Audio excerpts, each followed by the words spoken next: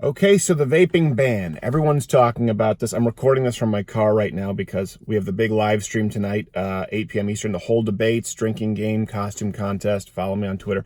So I apologize that I'm not in the studio. It's being reset right now. Let me say this first off. I don't vape. I do. I have a friend who has a vape, and I'll grab a drag every now and then. Don't really like the way it makes me feel. I do smoke cigars, but that doesn't matter.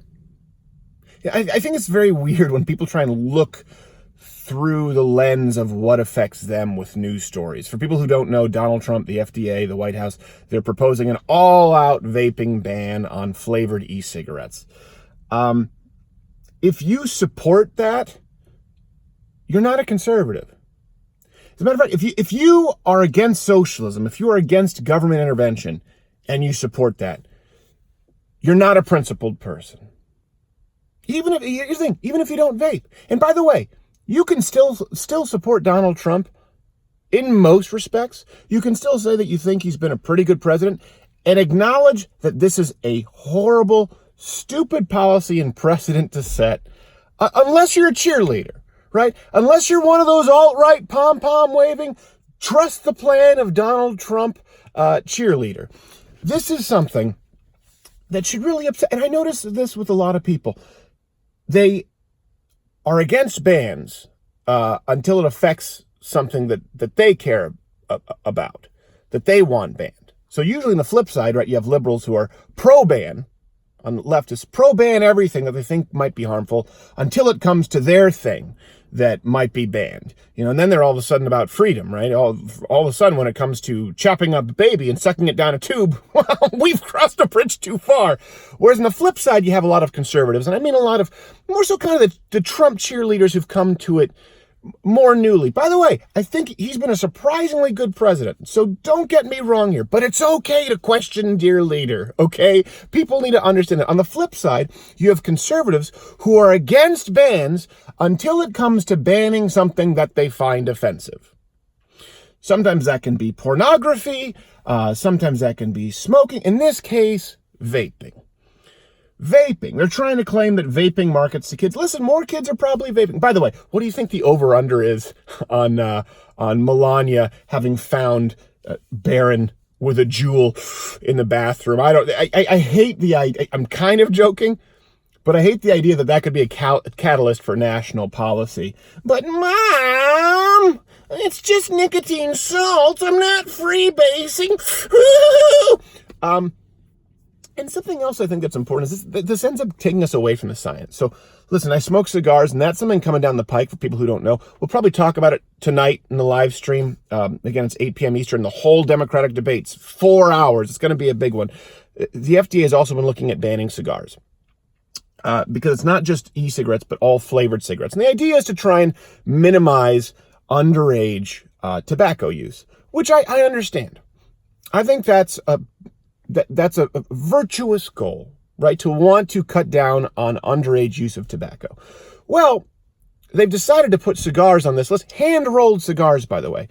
And the same study, I don't have it in front of me, this is on my phone here, I think it was the FDA, said that most young people are not smoking cigars, surprisingly enough, because they're too expensive and they're not flavored. Hand-rolled cigars. We're not talking about blunts and Swisher Sweets at the local 7-Eleven. Do they sell cigars? I have no idea. I know CVS doesn't anymore. Just, you don't need to fact check me on this.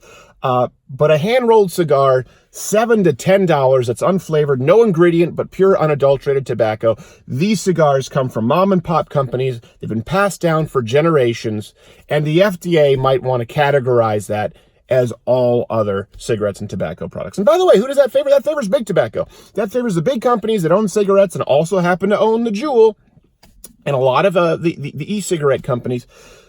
So a couple of things here when we're talking about the vaping ban. For people out there who may consider themselves conservative and still support the vaping ban, all right, let me ask you this. Why? Why? If you answer, well, it's dangerous, there have been deaths from it. No, there haven't. Now, there have been some lung-related illnesses and deaths from black market cannabis cartridges that had vitamin E oil in it. I think it was, if I'm not mistaken, vitamin E acetate. So I want to make sure I'm being clear, because the pot crowd's going to get mad at me now. I'm not even saying cannabis vape, not CBD, not even THC vape.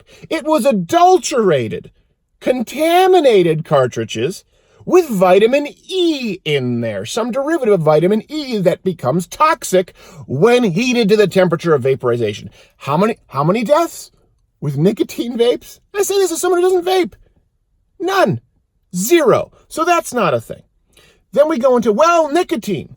Here's something else. I'm glad that in Colorado you can smoke your 90% THC and your hallucinogenic mushrooms, but God forbid somebody wants to go out for an e-cigarette. But even looking at that, nicotine, we talked about this at an Ash Wednesday. We were comparing pot versus nicotine. And you know what? You should probably subscribe if you want to watch it. It requires a little bit more explanation and nuance, to use that word, than you can put here on YouTube. But you know what? Both of them have some benefits, and both of them have some drawbacks. There are medical benefits to cannabis. They're overhyped. There are some benefits that you hear about that aren't valid at all and not supported by the research, but there are some that are. But a lot of people don't know this. Nicotine, when separated from combustible cigarettes, has a lot of benefits too. Nicotine they're looking at as a very promising treatment for Alzheimer's, Parkinson's, neurodegenerative decline. There was a neuroscientist, I think we covered this on the website, who said that nicotine is the most reliable cognitive enhancer that we know of. It enhances working memory. It enhances verbal fluidity. It enhances reaction time in most studies. And nicotine, interestingly enough, when separated, now if you don't smoke, if you don't use e-cigarettes, I'm not saying go ahead and use nicotine. But nicotine, when separated from combustible cigarettes, especially nicotine in isolation, when you look at the animal studies, is not very addictive. And it's not very harmful. They do a test where rats, they can self-administer a drug by pulling one lever or pulling basically an active lever.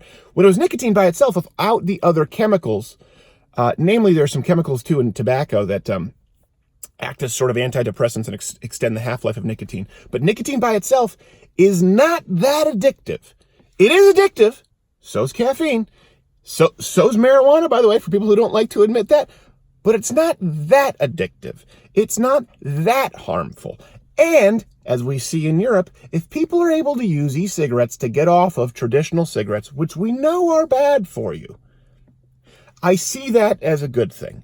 And I also see it right now. I see all of this as a missed opportunity to talk about the legitimate benefits or potential medical uses of nicotine. Because you know what? I was on the other side of the fence with marijuana for a long time too.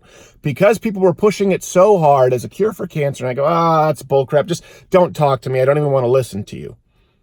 Well, now I'm in the stage of my life, and I've talked about this, where, hey, you know what? If there's a use to it, and there's a way to minimize any kind of harm, for example, people taking mega doses and smoking joints and driving, but people can reap the medicinal benefits, that's great. We're not quite there with nicotine, but if there is a way to find out how to isolate nicotine, and if it provides some kind of reliable cognitive enhancement and potentially preventative, it could act as a preventative measure for cognitive decline, we should be exploring that. But all of this is to get off the beam to say, whether you agree with anything that I've just said or not, whether you agree with the science and the clinical trials versus the studies and the metadata or not, you have to decide. Should the government be banning things just because you don't like that thing? Should the government be in the business of telling adults what they can and cannot put in their own body, provided that it isn't harming other people? And if you answer yes to any of the above, and you have conservative or libertarian in your Twitter profile, you need to remove it. And if you say this is a great thing just because Trump has done it, you have a problem. You have a problem, and I would recommend seeking counseling or having a cigar. Live stream tonight, 8 p.m. Eastern, the full Democratic debates, guests, costume contest, drinking rules to follow.